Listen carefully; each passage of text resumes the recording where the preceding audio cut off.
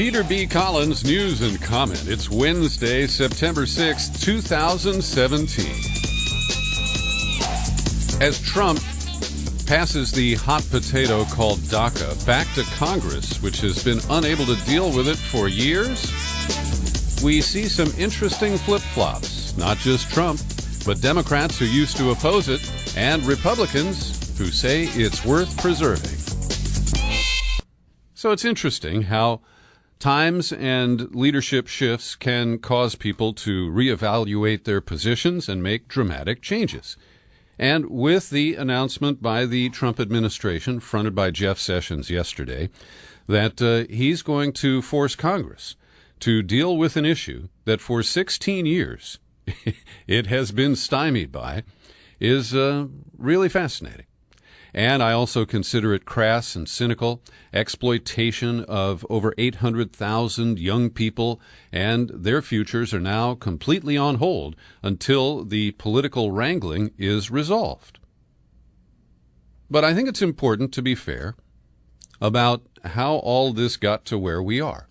Dick Durbin, the number 2 Democrat in the Senate, senator from Illinois, and a fairly decent man, he is the author of the DREAM Act. It goes back to a constituent who came to him because she could not get a work permit and was facing deportation.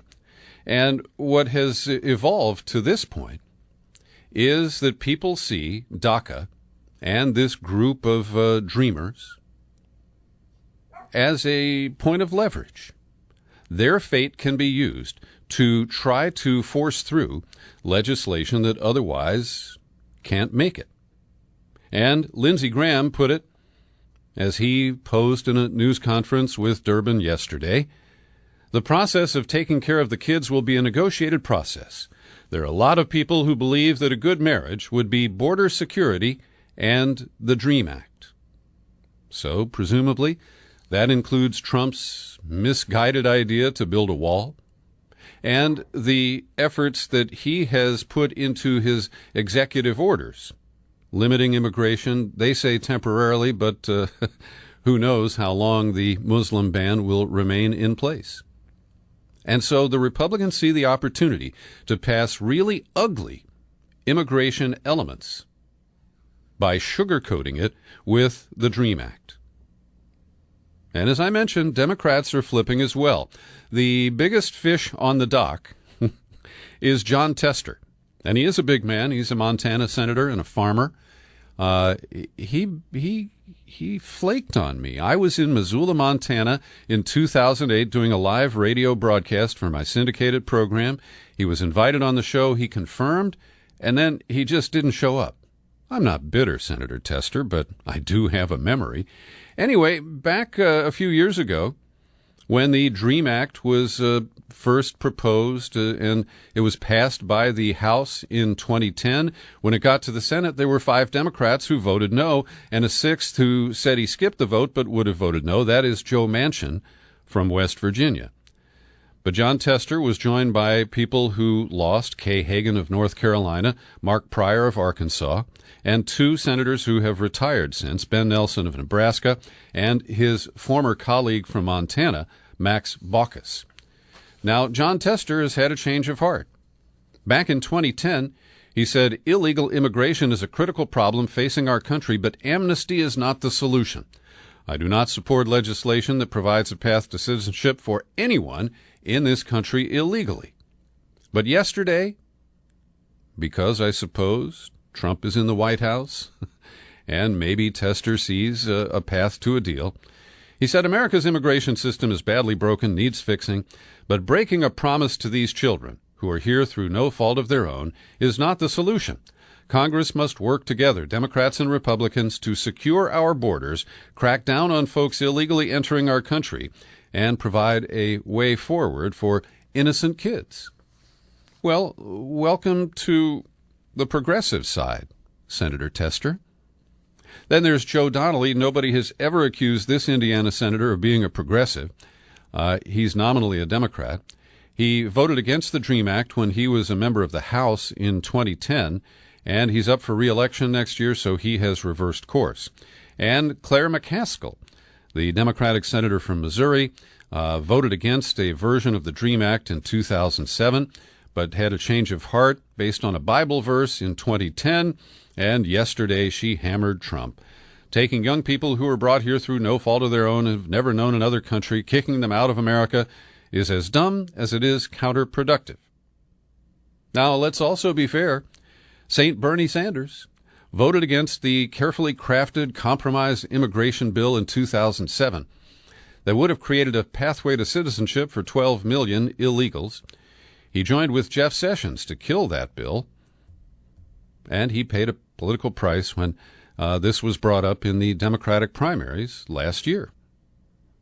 They used a quote from him as he stood along Union leader Richard Trumka of the AFL-CIO, and Sanders at the time said, "Our border is very porous at a time when the middle class is shrinking. The last thing we need is to bring over a period of years millions of people into this country who are prepared to lower wages for American workers." Now, on the other side, we're seeing a number of Republicans who are carving out a separate position for the DREAM Act from other draconian pieces of legislation related to immigration. So, times do change, people change. But right now, the dreamers are hostages. And cynical members of both political parties are bargaining over their future for other issues. Today, the House passed a Hurricane Harvey relief funding bill, a down payment of just under $8 billion. Who knows how much it's going to cost to rebuild in Texas, and who knows if Ted Cruz will change his position. He, of course, famously opposed the relief for Hurricane Sandy, saying that the bill was loaded up with other unrelated items. But at the White House today, an interesting exchange, because Mitch McConnell sat on the couch there straight-faced, and Paul Ryan squirmed as Trump announced that he was joining the Democratic leaders Pelosi and Schumer in suggesting that the relief for Harvey be packaged with a bill to raise the debt ceiling for at least 3 months and to pass a 3-month bill to avoid a government shutdown at the end of September. No mention of the wall or a shutdown, the threat that he made to the fans in Phoenix. And this puts the Ryan and McConnell pair in a real bind because many members of their party are very concerned. They want these voted on separately, and they believe that it's an important Republican position to oppose any increase in the debt ceiling, even though it risks our credit and trade and so many other related matters. So it's a fascinating time in Washington, and Trump has given the shaft to his Republican colleagues once again.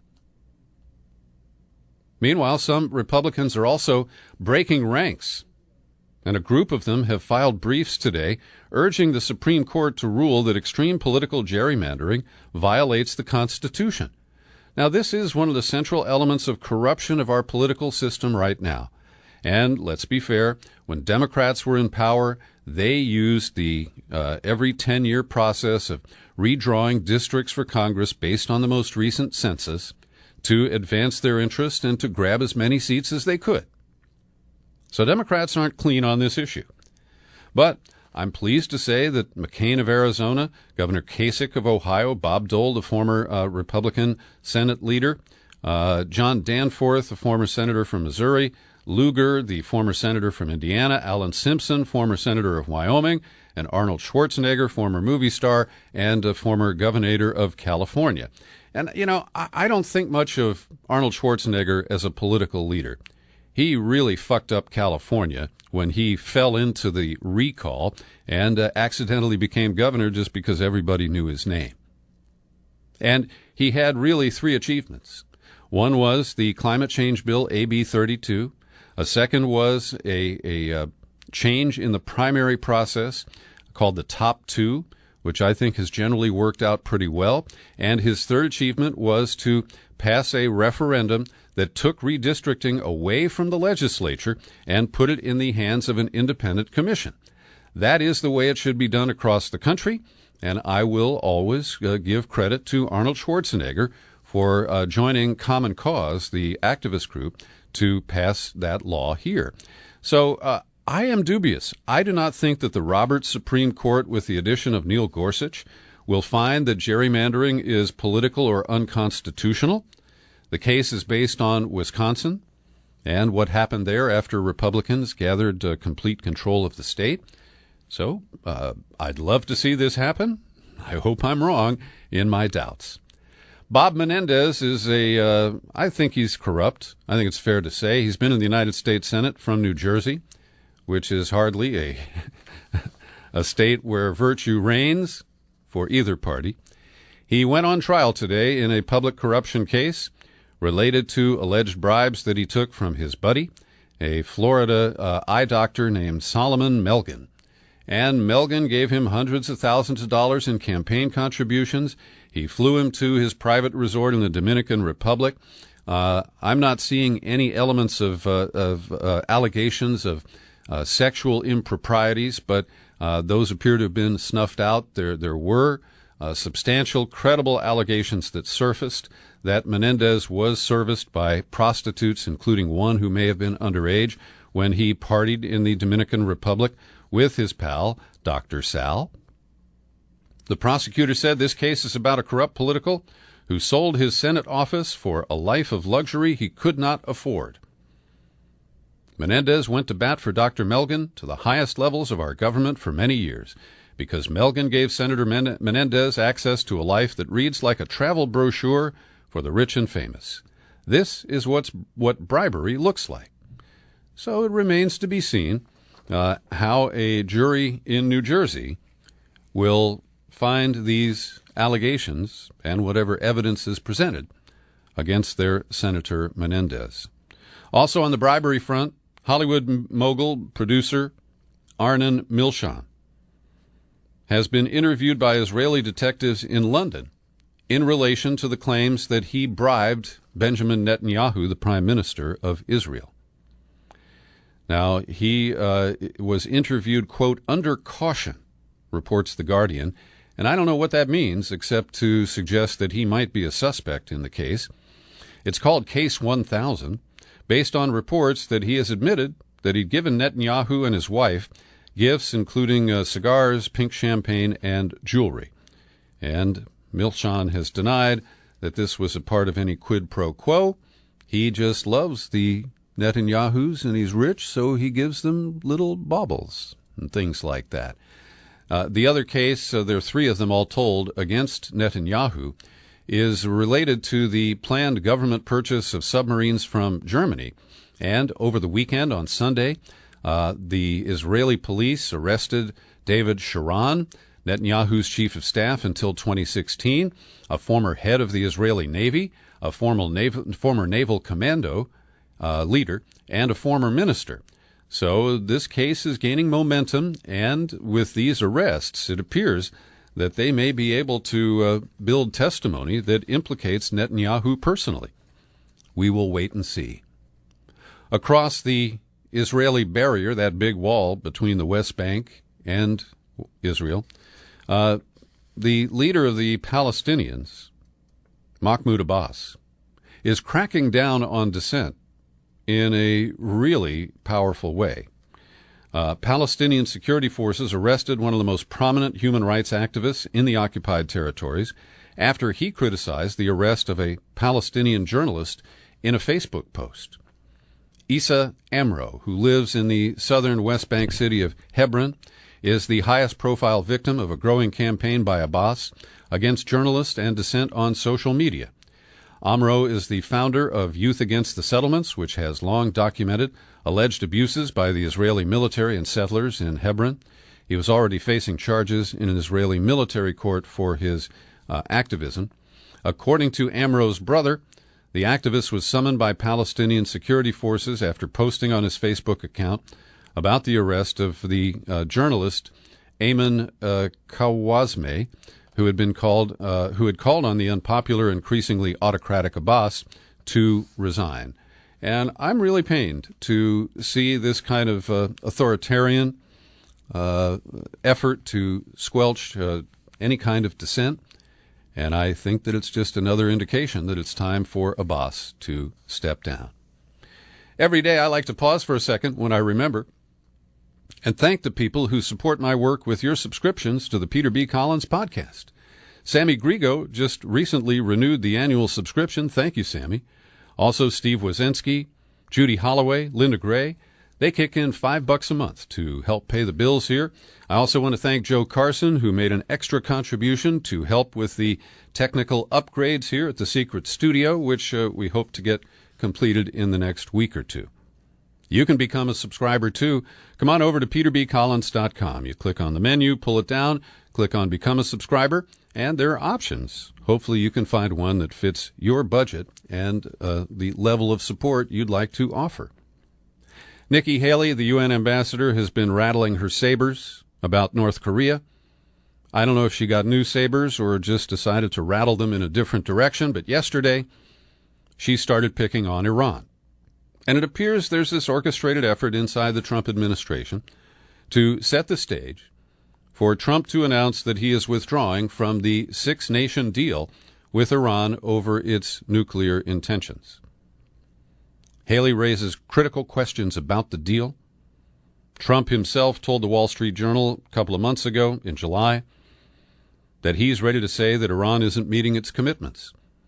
But the facts have forced his administration to twice certify that Iran is so far in compliance with the agreement. And this reminds me of the old axis of evil, Iraq, North Korea, and Iran, that George Bush identified as the foundation of his misguided foreign policy about 13 years ago. And speaking of North Korea, I have two deep dive articles that I'm recommending for you today. They're both linked in the show file for this podcast at peterbcollins.com. Tim Shorrock is an independent journalist based in D.C. who's been on this program before. He helped expose some of the contractor fraud and abuse at the National Security Agency. And today at Alternet, he has published a powerful piece I want you to read. It's entitled, How Sony, Obama, Seth Rogen, and the CIA Secretly Plan to Force Regime Change in North Korea. And he centers this around the interview, that alleged comedy from a couple of years ago that Seth Rogen starred in. And he also frames it around a guy you've never heard of, Bruce Bennett, who is a researcher at the Rand Corporation. And he has been described by Rand as one of the leading experts on North Korea. He's never been there, but that doesn't stop him from continuing to lay out plans for overthrowing the North Korean government. And he's talked about using South Korean pop music, K-pop. He's talked about blasting from the air thousands of leaflets with propaganda, trying to encourage military personnel to defect. And he has this vision that there are ways to destabilize the government of Kim Jong-un. And as the article continues, Shorrock exposes how Barack Obama came into office promising to negotiate with North Korea and quickly changed his tune. And it was Obama's CIA, State Department, and the Rand Corporation who worked with Josh Rogan and the film's producers to make sure that the correct message was sent, and they saw this as a vehicle to undermine support for Kim in North Korea.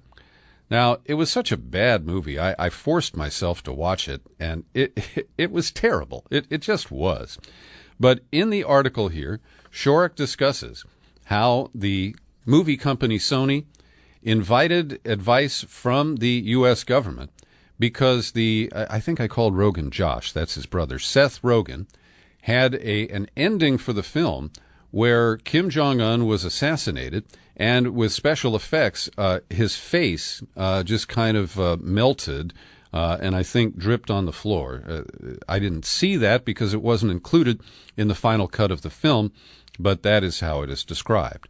So when you look at this, and Shorrock does a good job of summing up the history of U.S. relations with North Korea, but here he says, Tensions were exacerbated by the covert cyber war that Obama launched against North Korea to damage and slow its missile program. During the Obama years, North Korea tested more nuclear bombs, 3 of them, and despite the cyber war, rapidly expanded its missile abilities. Now, the New York Times has reported more than once that their sources indicate that we did have something like Stuxnet, the virus that wrecked the Iranian nuclear facilities, that was used in North Korea. But here's an important quote. While Trump critics rightly chafe over his reckless allusions to a nuclear attack on Korea, it's often forgotten that Obama himself made similar statements couched in his trademark cool. He told CBS News in April 2016 we could, obviously, destroy North Korea with our arsenals. And he says at the time these threats hardly caused a ripple and sparked few complaints from the liberals who now criticize Trump. And I think that is important. He also talks about the hack of Sony servers that followed and the way that the Obama administration blamed that on North Korea, despite serious doubts about the credibility of those claims. And I, for one, have never completely believed that the Sony hack was a product of North Korean espionage, and the article keeps that doubt alive. So I really encourage you to read this. He points out that despite all our efforts, Kim Jong-un remains firmly in control in North Korea, and the idea that we can destabilize that country from outside is pretty far-fetched. The other deep read, long read is by Trevor Aronson at The Intercept. He's done it again. Another important story exposing the FBI's use of paid undercover informants to take people who are suspect, often people with mental deficiencies, and lure them into, committing a crime. So this is a lengthy piece, and I encourage you to read it. It's about a Florida man whose name is Harlem Suarez. And he had a bad birth. He didn't do well in school. He was a dropout and basically a deadbeat. And he developed an interest in the Islamic State, and he began to identify as a Muslim. Only he didn't know anything about the Islamic State. He thought Osama bin Laden had set it up. He didn't know about Hezbollah or Hamas. He didn't know where the mosque was located near where he lived in Key West. And there are many other issues that just showed that this was a misguided kid who appeared to be somehow attracted to the Islamic State. So they introduced a paid undercover informant, a medical student who befriended this young man, and the exchanges between them, the introduction of 2 other FBI operatives into the story, show that these sting operations that the FBI is using are highly suspect. And often, when they get an individual like this and work with him, when he tries to exit, they make efforts to draw him deeper into their plan. Aronson notes that to date, 66 ISIS sympathizers have been arrested, and each one of them was a subject of an FBI sting. There's more to this story, but Suarez is now facing a life prison sentence, unless appeals change that. He was offered a plea deal, but rolled the dice, went to trial, and he lost that bet. And this is just another sordid case in the ongoing series of FBI frame-ups. And as I pointed out, they just confirmed a new FBI director, Chris Wray, and I don't believe anybody asked him any questions about this at all. New incident in Las Vegas reported by Seattle Seahawks football player Michael Bennett. He was there in just a week or so ago for the Conor McGregor-Floyd Mayweather fight. There were gunshots, and he says, "I ran away from the sound looking for safety. Las Vegas police officers singled me out, pointed their guns at me for doing nothing more than simply being a black man in the wrong place at the wrong time. A police officer ordered me to get on the ground. As I lay on the ground, he placed his gun near my head, warned me that if I moved, he would blow my fucking head off. A second officer came over and forcefully jammed his knee under my back, making it difficult for me to breathe. After they handcuffed him roughly, and tossed him into a police cruiser. They discovered who he was. He was released. But he said he was terrified during the incident. I felt helpless as I lay there. All I could think of was, I'm going to die for no other reason than I am black and my skin color is somehow a threat. 4 deputies in Alameda County across the bay from me have been accused of sadistic and terrorizing acts against inmates, largely related to what's called gassing, which is when urine or feces are used to intimidate or brush back another individual. These deputies were basically are accused of either participating in or enabling these kinds of gross activities, and they are facing charges as a result. Credit to Kevin Gosztola at Shadowproof. He picked up on a piece that Neera Tanden, the president of the Center for American Progress and a hardcore Hillary Clinton loyalist, she wrote an op-ed for Teen Vogue about Labor Day, and she wrote what he described as a tapestry of platitudinous proclamations on why the fight for a $15 minimum wage matters. Well, our friend Gosztola is cheeky enough to remember that when she was on the Democratic Platform Committee way back last year in 2016, she opposed the $15 minimum wage. But ultimately, the Platform Committee threw a bone to the Sanders supporters, and it was part of the platform. But in April of 2015, one of the purloined John Podesta emails indicated that she was not in favor. Substantively, she wrote, "We have not supported $15. You'll get a fair number of liberal economists who will say it will lose jobs. Politically, we're not getting any pressure to join this from our end. I leave it to you guys to judge what that means for you, but I'm not sweating it." There is an increasing, widening humanitarian crisis developing as tens of thousands of Rohingya refugees have been squeezed out of Myanmar and are taking refuge in neighboring Bangladesh. And the onus here is on the Nobel Prize-winning leader of Myanmar, who leads at the mercy of the military. Her name is Aung San Suu Kyi. Maybe you've heard about her. Well, she is using Western tactics. Now, there is a conflict between the Rohingya minority, it's based on religion, and the, I believe, Hindu majority in the former Burma. And there are claims that the Rohingyas have attacked the Myanmar military. But I don't believe that that's where this starts, and that's the way the media is playing it. So Suu Kyi referred to fake news photographs posted on Twitter, and she blames so-called terrorists. That kind of fake information, which was inflicted on the deputy prime minister, was simply the tip of a huge iceberg of misinformation, calculated to create a lot of problems between different communities and with the aim of promoting the interests of the terrorists, who are, I believe, in fact, a tortured minority group. In general, I don't cover natural disasters, and I haven't spent a lot of time talking about Hurricane Harvey and the Gulf Coast. And as Irma threatens Florida, it has already hit landfall in areas of the Caribbean that I've spent time in on sailboats. I love the islands of the British Virgins, the U.S. Virgins, the Leeward Islands, and I've been there more than 5 times. Well, St. Martin was hit, devastated. St. Bart's has been hit and devastated. Anguilla, where I've been, also hit badly.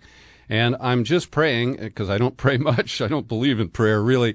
But I am hoping for the best for the people of Haiti, who cannot handle, in my view, another devastating storm. And Rush Limbaugh claims that all of this is just marketing to support climate change. The right-wing fat boy and recovering OxyContin addict conveniently overlooks the intensity of the extreme weather events this year in order to continue the denial of climate change. And finally today, the people who make Legos, the Danish company, have reported a sales drop of 13, in the first one in 13 years, and they're laying off just under 10% of their workforce. And this apparently is based on a shift of young kids playing more with digital toys than Legos. And I just want to put in a plug for Legos because my stepson David learned a lot from Legos. He has an incredible spatial sense. And together with the video games that he played in his youth, it really gave him the kind of direct understanding of how things are built and how things work. And he's now a successful electrical engineer, and I think that Legos played a big part in that. And if you're the father of a young toddler or the mother of a young girl, I encourage that you include Legos in their play space. Thanks for joining me for my daily news and comment podcast. It's available on YouTube, you know. And I'm Peter B. Happy trails to you until we meet again. Happy trails to you.